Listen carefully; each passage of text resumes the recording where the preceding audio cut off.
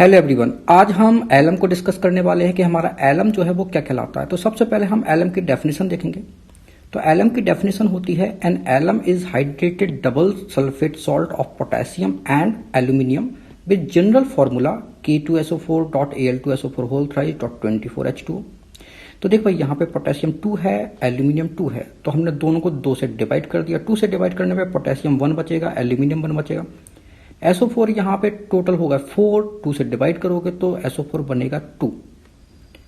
24H2O है, 2 से divide करने पे 12H2O जो है वो बचेगा। तो ये तो हमारी एलम की डेफिनेशन हो गई। तो हमको यहाँ से इतना समझ में आ गया कि एलम जो है वो हमारा डबल सॉल्ट है। अब ये डबल सॉल्ट क्या कहलाता है, तो इसको अभी थोड़ी देर में हम इसको डिस्कस करने वाले कि हमारा डबल सॉल्ट जो है वो कैसे बनता है और उसकी डेफिनेशन क्या होगी। तो हमको इतना पता चल गया कि एलम जो है वो हमारा डबल सल्फेट सॉल्ट है। एक सल्फेट हमारा पोटेशियम सल्फेट होगा, दूसरा सल्फेट हमारा एल्यूमिनियम सल्फेट होगा, और 24 क्रिस्टलाइन वाटर जो है इसमें अटैच होते हैं। तो ये पूरा का पूरा जो है कंपाउंड हमारा एलम कहलाता है।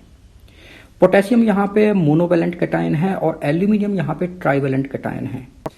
तो अब क्वेश्चन ये आता है कि क्या एलम में पोटेशियम सल्फेट और एल्यूमिनियम सल्फेट का होना नेसेसरी है, तो हम कहेंगे बिल्कुल नहीं।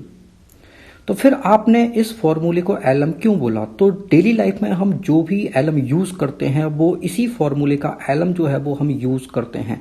तो ये बड़ा ही कॉमन एलम है और इसी का यूज जो है वो हम अपने डेली लाइफ में करते हैं।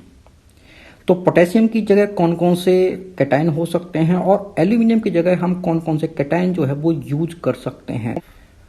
तो जो हमारा एलम है उसका कॉमन फॉर्मूला ये होता है M2SO4.M-2SO4 whole thrice dot 24H2O। यहाँ पे M का मतलब, इस M का मतलब ये मोनोवैलेंट कैटायन है और M- का मतलब ये ट्राइवैलेंट कैटायन है। तो मोनोवैलेंट कैटायन में हमारा सोडियम हो सकता है, पोटेशियम हो सकता है, रुबिडियम हो सकता है, सीजियम हो सकता है, अमोनियम हो सकता है, थैलियम हो सकता है। और ट्राइवैलेंट कैटायन में हमारा एल्यूमिनियम हो सकता है, टाइटेनियम हो सकता है, vanadium, chromium, manganese, iron, cobalt, ये हमारे ट्राइवैलेंट कैटायन हो सकते हैं। तो अब ये हमारे जो है मोनोवैलेंट कैटायन है और ये हमारे ट्राइवैलेंट कैटायन है। तो मोनोवैलेंट कैटायन के सल्फेट और ट्राइवैलेंट कैटायन के सल्फेट जो है वो हमारा क्या कहलाएगा? वो हमारा एलम कहलाएगा। तो बहुत सारे कॉम्बिनेशन जो है वो एलम के जो है वो बन सकते हैं। तो फिर डिफरेंट डिफरेंट कॉम्बिनेशन के एलम को हम नेम जो है उसकी नेमिंग कैसे करेंगे? तो हमारा पहला कॉन्सेप्ट है कि अगर हमारा ट्राइवैलेंट कैटायन जो है वो एल्यूमिनियम फिक्स है, तो अगर हमारा ट्राइवैलेंट कैटायन तो हमने फिक्स कर दिया और मोनोवैलेंट कैटायन जो है वो कुछ भी हो सकता है, हमें उससे कोई मतलब नहीं। तो फिर ऐसा जो कॉम्बिनेशन बनेगा जिसमें ट्राइवैलेंट आयन जो है वो एल्यूमिनियम फिक्स हो गया, कंपलसरी हो गया, तो ऐसे सल्फेट के डबल सॉल्ट को हम नाम देंगे उसके मोनोवैलेंट कैटायन के नाम पे। तो देखो यहाँ पे पोटेशियम सल्फेट है, एल्यूमिनियम सल्फेट है, 24H2O है। तो एल्यूमिनियम कंपलसरी हो गया, तो ये पोटेशियम सल्फेट, तो मोनोवैलेंट कैटायन इसमें क्या है? पोटेशियम है। तो इस पूरे एलम का नाम क्या होगा? Potash alum. यहाँ पे पोटेशियम की जगह सोडियम आ गया, एल्यूमिनियम कंपलसरी है, तो फिर हम नाम क्या देंगे? इस एलम का नाम सोडियम के नाम पे पड़ेगा, तो सोडियम एलम कहलाएगा। यहाँ पे मोनोवैलेंट कैटायन क्या है? अमोनियम है। और एल्यूमिनियम अगर हमारा ट्राइवैलेंट कैटायन है तो नाम किस पे पड़ेगा? मोनोवैलेंट कैटायन के नाम पे पड़ेगा, तो अमोनियम एलम कहलाएगा। ये हमारा रुबिडियम सल्फेट है और ये एल्यूमिनियम सल्फेट है। तो ट्राइवैलेंट कैटायन अगर एल्यूमिनियम होता है तो नाम किस पे पड़ता है? मोनोवैलेंट कैटायन पे, रुबिडियम एलम कहलाएगा ये। अगर ट्राइवैलेंट कैटायन हमारा डिफरेंट है लेकिन मोनोवैलेंट कैटायन हमारा फिक्स है, पोटेशियम, तो फिर ऐसे एलम का नाम जो है वो हम ट्राइवैलेंट कैटायन के नाम पे देते हैं। तो देखो भाई, यहाँ पे पोटेशियम फिक्स है, ट्राइवैलेंट कैटायन क्रोमियम है, तो ये क्रोम एलम कहलाएगा। यहाँ पे मोनोवैलेंट कैटायन पोटेशियम है, ट्राइवैलेंट कैटायन मैंगनीज है, तो ये मैग्निक एलम कहलाएगा। अगर ऐसा केस फंसता है कि जिसमें मोनोवैलेंट कैटायन पोटेशियम ना हो और ट्राइवैलेंट कैटायन एल्यूमिनियम ना हो, तो फिर नेमिंग कैसे की जाएगी? तो फिर नेमिंग जो है वो दोनों कैटायन के नाम पे की जाती है। तो देखो भाई, यहाँ पे अमोनियम कैटायन है, यहाँ पे फेरिक कैटायन है, तो अमोनियम आयरन एलम या अमोनियम फेरिक एलम बोल सकते हो आप इसको। ये रुबिडियम सल्फेट है, ये क्रोमियम सल्फेट है 24H2O। तो इसका नाम जो है वो दोनों कैटायन के नाम पे आएगा, तो रुबिडियम, क्रोमियम, एलम। तो एलम का नोमेनक्लेचर तो आप सीख गए कि एलम का नामकरण हमें कैसे करना है। तो अब हम एलम से रिलेटेड आपके लिए कुछ क्वेश्चन लाए हैं। तो पहला क्वेश्चन है, what happens when alum is heated. तो भैया जब हम एलम को हीट करते हैं, और अगर आप हीट कर रहे हो 200 डिग्री सेल्सियस पे, तो एलम का जो क्रिस्टलाइन वाटर है 24H2O है वो तो उड़ जाएगा। लेकिन अगर आपने एलम को रेड हीट किया, रेड हॉट कर दिया, तो फिर क्या होगा, पोटेशियम सल्फेट तो डिकम्पोज होता नहीं है। आप कितना भी हीट कर लो वो डिकम्पोज नहीं होगा। लेकिन एल्यूमिनियम सल्फेट जरूर डिकम्पोज हो जाता है। तो एल्यूमिनियम सल्फेट डिकम्पोज होकर क्या बनाएगा, एल्यूमिनियम ऑक्साइड बनाएगा और SO3 बनाएगा। तो देखो भाई, ये रही reaction, potassium sulphate, aluminium sulphate dot 24H2O। ये हमारा एलम है, 200 डिग्री सेल्सियस पे हीट कर रहे हैं, 24H2O अलग हो गया। ये अभी भी पोटेशियम सल्फेट, एल्यूमिनियम सल्फेट बचा हुआ है। लेकिन जब आपने इसको रेड हीट किया तो क्या होगा, पोटेशियम सल्फेट तो डिकम्पोज होने वाला नहीं है। एल्कली मेटल के सल्फेट डिकम्पोज नहीं होते।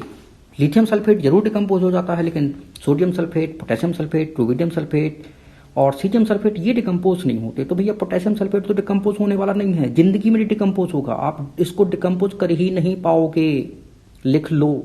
तो फिर एल्यूमिनियम सल्फेट कैसे डिकम्पोज होगा, Al2O3 एल्यूमिनियम ऑक्साइड में एंड सल्फर ट्राइऑक्साइड। तो जो हमारा एल्यूमिनियम ऑक्साइड बना है उसको हम क्या बोलते हैं, वर्न्ड एलम बोल रहे हैं। अब इसके बाद हमारा सेकंड क्वेश्चन है, why lithium does not form alum. तो लिथियम एलम क्यों नहीं बनाता, इसको तो अभी हम बाद में डिस्कस करेंगे। पहले ये डिस्कस करेंगे कि हमारा एलम बनता कैसे है। तो हमारा एलम जो है इसका फॉर्मूला तो आपको पता ही था, क्या होता है, K2SO4 dot Al2SO4 whole thrice dot 24H2O। तो ये दो सल्फेट हैं हमारे पास, पोटेशियम सल्फेट है और एल्यूमिनियम सल्फेट है। तो पोटेशियम सल्फेट के एक मोल का मास पता है कितना होता है, 170 ग्राम। ये कैसे आता है, पोटेशियम का मास 39 है, इंटू 2 करोगे, सल्फर का मास 32 होता है, प्लस ऑक्सीजन का 16 होता है, इंटू 4 करोगे, तो सबका एडिशन करोगे तो कितना आ जाएगा, 170 ग्राम। और इस 170 ग्राम पोटेशियम सल्फेट को आपको 1 लीटर वाटर में डिसॉल्व करना है। तो हमारा 1 मोल पोटेशियम सल्फेट सॉल्यूशन जो है वो तैयार हो जाएगा। इसी प्रकार हमें 1 मोल एल्यूमिनियम सल्फेट सॉल्यूशन तैयार करना है। तो कैसे करोगे, एल्यूमिनियम सल्फेट का मास हमें 342 ग्राम लेना है। तो ये 342 कैसे आया, ये 1 मोल एल्यूमिनियम सल्फेट का मास है, एल्यूमिनियम का मास 27 होता है, इंटू 2 करोगे, प्लस सल्फर का मास 32 होता है, ऑक्सीजन का मास 64 होता है। तो 64 32 ऐड करोगे, इंटू 3 करोगे, और आपको ये 27 प्लस 27 ऐड करना है। तो ये 342 ग्राम जो है वो एल्यूमिनियम सल्फेट आ जाएगा। तो इसको 1 लीटर में डिसॉल्व करोगे तो 1 मोल एल्यूमिनियम सल्फेट जो है हमको मिल जाएगा। फिर 1 मोल एल्यूमिनियम सल्फेट और 1 मोल पोटेशियम सल्फेट दोनों को मिक्स करना है। फिर इसको क्या करना है, इवोपरेट करना है। तो हमें एलम के क्रिस्टल जो है वो मिल जाते हैं। तो ऐसे हमारे डबल सॉल्ट का फॉर्मेशन होता है। इसके बाद हम क्वेश्चन पे आते हैं कि लिथियम जो है हमारा एलम का फॉर्मेशन क्यों नहीं करता। तो सिंपल सा रीजन है, लिथियम का साइज बहुत बहुत बहुत छोटा होता है, जिस कारण लिथियम जो है वो ट्राइवेलेंट कैटायन, आपका चाहे एल्यूमिनियम हो या क्रोमियम हो या कोबाल्ट हो या आयरन हो, इनके साथ ग्रो नहीं कर पाता। और जब ग्रो नहीं कर पाएगा तो हमारे डबल सॉल्ट का फॉर्मेशन नहीं हो पाता है। इस कारण लिथियम जो है वो एलम का फॉर्मेशन नहीं करता।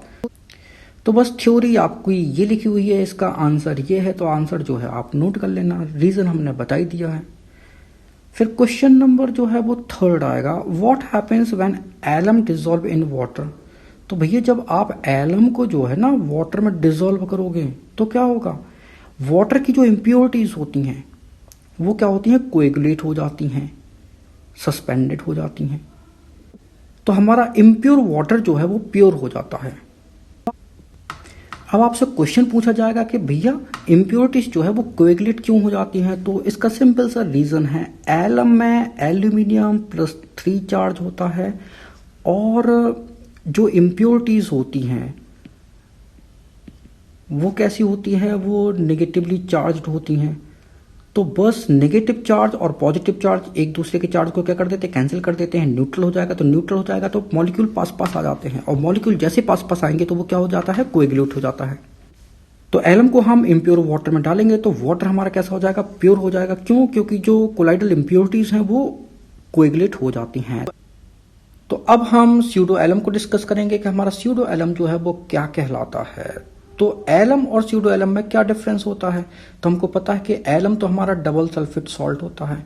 एलम में एक सल्फेट मोनोवैलेंट कैटायन का होता है, दूसरा सल्फेट ट्राइवैलेंट कैटायन का होता है। जबकि जो हमारा स्यूडो एलम कहलाता है उसमें एक सल्फेट तो डाइवैलेंट कैटायन का होता है, जबकि सेकेंड सल्फेट जो है वो ट्राइवैलेंट कैटायन का होता है। तो ये बेसिक डिफरेंस होता है एलम और स्यूडो एलम में। तो इसकी डेफिनेशन देख लेते हैं। The pseudo alum are the double salt of sulphate of bivalent and trivalent cation with 24 H2O molecule of water of crystallization. तो इसका जनरल फॉर्मूला जो है वो है MSO4.M-2SO4 तो जहां पे M जो है वो एक डाई पॉजिटिव हमारा कैटायन होगा, वो आपका जिंक डाई पॉजिटिव हो सकता है, मैंगनीज डाई पॉजिटिव हो सकता है, मैग्नीशियम डाई पॉजिटिव हो सकता है, कॉपर डाई पॉजिटिव हो सकता है, आयरन डाई पॉजिटिव हो सकता है। M डैश जो है हमारा ट्राई पॉजिटिव कैटायन है, वो आपका एल्यूमिनियम ट्राई पॉजिटिव हो सकता है, chromium try positive, vanadium try positive, ferric ion, cobalt try positive ion, ये हो सकते हैं। तो अब हमारा हमने एक एग्जांपल लिया FeSO4.Al2SO4 यहाँ पे आयरन जो है वो +2 में है, एल्यूमिनियम यहाँ पे +3 में है। तो ये +2 आयन का सल्फेट है और ये +3 आयन का सल्फेट है। तो ये हमारा एक डबल सॉल्ट है। स्यूडो एलम इसको हमने क्यों बोला? क्यों? क्योंकि यहाँ पे मोनोवैलेंट आयन का सल्फेट नहीं है। तो इसका नाम क्या होगा? ये हमारा फेरस, ये हमारा एल्यूमिनियम, तो हमारा फेरस एल्यूमिनियम स्यूडो एलम कहलाएगा। तो अब इस एलम का नाम जो है वो क्या होगा? तो अब ये जो हमारा स्यूडो एलम है इसका नाम हम कैसे करेंगे? तो इसका नाम जो है वो दोनों मेटल आयन के नाम पे आएगा। तो ये आपका फेरस है, ये आपका एल्यूमिनियम है, और चूंकि ये स्यूडो एलम है तो स्यूडो एलम बोला जाएगा। तो फेरस एल्यूमिनियम स्यूडो एलम इसका नाम हो जाएगा। इसी प्रकार हमारा एक फॉर्मूला ये है MnSO4.Al2SO4 तो मैंगनीज एल्यूमिनियम स्यूडो एलम इसका नाम हो जाएगा। फिर इसके बाद हमारा एक फॉर्मूला ये है जहां पे फॉर्मूला है zinc sulphate chromium sulphate .24H2O। तो चूंकि एक स्यूडो एलम है तो इसका नाम क्या हो जाएगा? Zinc chromium pseudo alum. तो जिंक क्रोमियम स्यूडो एलम इसका नाम हो गया। अगला फॉर्मूला है मैग्नीशियम सल्फेट Fe2SO4 .24H2O। तो इसका नाम हो जाएगा मैग्नीशियम फेरिक स्यूडो एलम इसका नाम हो जाएगा। तो मैग्नीशियम आयरन स्यूडो एलम या मैग्नीशियम फेरिक स्यूडो एलम। तो आप जो है आयरन की जगह आप फेरिक भी लिख सकते हो। तो मैग्नीशियम फेरिक स्यूडो एलम जो है इसका नाम हो जाएगा। Thank you so much for watching this video. अगर वीडियो अच्छा लगा तो प्लीज इसको लाइक करें, उसको शेयर करें। अगर आपने हमारे चैनल को अभी तक सब्सक्राइब नहीं किया तो प्लीज इसको सब्सक्राइब करें। Thank you once again for watching this video.